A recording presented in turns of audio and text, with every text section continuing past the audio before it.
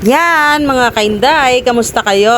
Samahan nyo ako ngayon sa aming pupuntahan ni Dodong dahil bibili nga kami ng aming mga kailangan na paninda sa Walter Mart, Balanga. So yan na guys, nandito na nga pala kami ngayon sa lampas na nga pala ito ng Vista Mall. So yun na nga, nandito na rin kami sa Balanga. Nag-withdraw muna kami ni Dudong saglit at dumaan kami. Syempre kanaunahan ang aming paboritong kainan.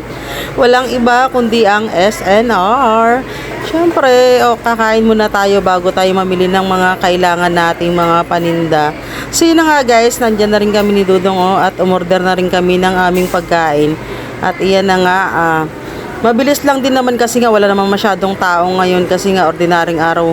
Wala masyadong kumakain dyan sa SNR kaya mabilis lang din yung order namin. So yun na nga, naka-order na rin kami ng aming pagkain at ang in-order ko rin naman. Syempre, walang iba kundi ang paborito kong pizza at iyan. Syempre, umorder din kami ng chicken namin. Yan, yung honey garlic. So yun na guys, diba si Dodong kumakain niya at pinipicturean ko pa siya dyan.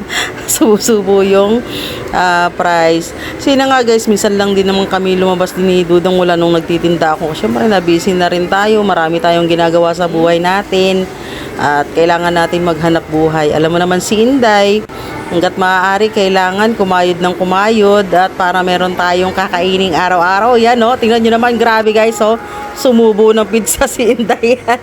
So yun na nga guys, sa pagkatapos namin kumain dyan at pumunta na rin kami sa grocery store ng Walter Mart. Yan, papasok na rin kami sa supermarket.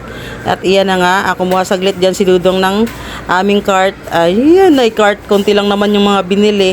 Sina nga talagang ang binili lang namin dyan, yung kailangan lang talaga namin sa ibang mga aking lulutuin na paninda. Siyempre, yun ang mas mahalagang kailangan natin, 'di ba? At meron na rin naman tayong mga konting stock sa bahay. So, yun nga, siyempre, inuna ko talaga yung toyo. Siyempre, 'di ba? Kailangan natin 'yan. Hindi mawawala 'yan yung toyo ng utak natin. At iyan na nga, kumuha na rin ako diyan ng paborito naming dato puti na may sili at paborito ko talaga yung sausawan na 'yan. At kumuha na rin diyan ako ng kailangan kong mga nor. Yan, papasarap sa ating mga lutuin, 'di ba? Sabi nga ni Dudong, wag na daw ako maglagay ng mga ganyan kasi nga magastos lang daw. Syempre kailangan ko rin yan, pampasarap yan sa ating niluluto 'di ba? At yan, syempre hindi rin mawawala diyan ang magic sarap baka naman. At syempre ang oyster sauce na kailangan natin sa ating lutuin na canton at ang ating gisado. Ayan, talaga yung mga kailangan namin dyan. Namili na rin ako dyan ng aking mga pasta. Kasi nga dyan, mas mura talaga dyan guys. Kumpara mo dito sa atin sa Limay. Sa supermarket dito sa atin. Wala, mas maganda dyan mamili kasi nga mas mura ng 5 piso. Ganyan. Okay na rin yan. Kung talaga namang may sasadyain ka sa Balanga, pumunta ka na rin dyan sa store, diba? Yun na nga, nakatapos na rin kami mamili ng konting pinamili. Pagkatapos niyan ay guys, pumunta na rin kami sa McKinney. Diyan nga pala kami namili ng aming mga kailangan ng mga frozen food. Yan. Saglit lang din kami dyan, nagmamadali din kami ni Dudong dahil alam namin babagsak na rin yung ulan. Kaya nagmamadali din kami. So yun na guys, kumuha na rin ako dyan ng mga pang ilan-ilan naming mga kailangan. Dahil nga iyan pang paninda ko yan, pang almusal. Yan, marami na rin akong pinamili dyan. Good for 1 month na rin siguro yan. So yun na nga guys, nakatapos na rin kami lahat-lahat sa Balangan. Nakauwi na rin kami at pagdating namin sa bahay. At ayan na nga si Dudong, ang inunang nilinis ay ang aming ref na paglalagyan ng ating mga frozen food, diba? Ayan, namili na rin ako ng kasi nga meron pa rin naman kami mga stock, kaya lang gusto ko meron na kaming reserva dyan. Syempre mahirap na maubusan, diba? Yan, namili na rin ako dyan, kinakaayos pa ni Dudong yung aking mga pasta. Yan, kailangan ko yan sa aking spaghetti yan, diba? Filipino style, baka naman fiesta. Diba, si Inday Gracia gamit na gamit sa akin yung spaghetti pasta na yan. Diba, syempre yan, mura lang kasi yan, kaya dyan, yan ang ating bibilihin. Yan ang mga pinamili kong mga frozen food, diba? Yan kasi mahalaga sa akin yan. At yan ang aking mga paninda tuwing umaga.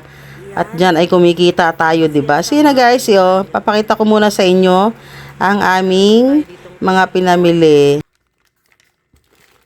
Ayan, ito chicken to chicken, ang sarap nito. Yung chicken na to, yan. Ayan, yung mga ganito. Tapos namili din ako ng mga ganito yung Shanghai na beef. Beef Shanghai at saka chicken. Ah, hindi pala ako nakakuha ng pork. Yan nga guys, namili din ako dyan yung mga Shanghai. Alam nyo, gustong-gusto namin yung Shanghai na yan. Masarap kasi siya, malasa. Yan, ang nakakuha ko pala is beef. Akala ko pork yan. At meron din ako dyan yung chicken Shanghai. Nakakuha rin ako yun. No? Yan, namili rin ako dyan mga hotdog, chicken hotdog. Mga tender juicy yan guys, yung aking mga pinamili na hotdog.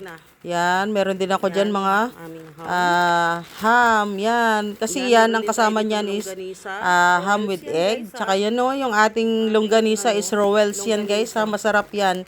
Yan din po yung sinasama ko sa akin pang breakfast at kasama niyan ang Java rice, di ba? Murang-mura na yung benta ko dyan guys, is 50 pesos lang. Meron ka ng pang-almusal, busog na busog ka na, di ba? Oh, very affordable lahat ng aking mga panindan, maigit sa lahat. Syempre masarap.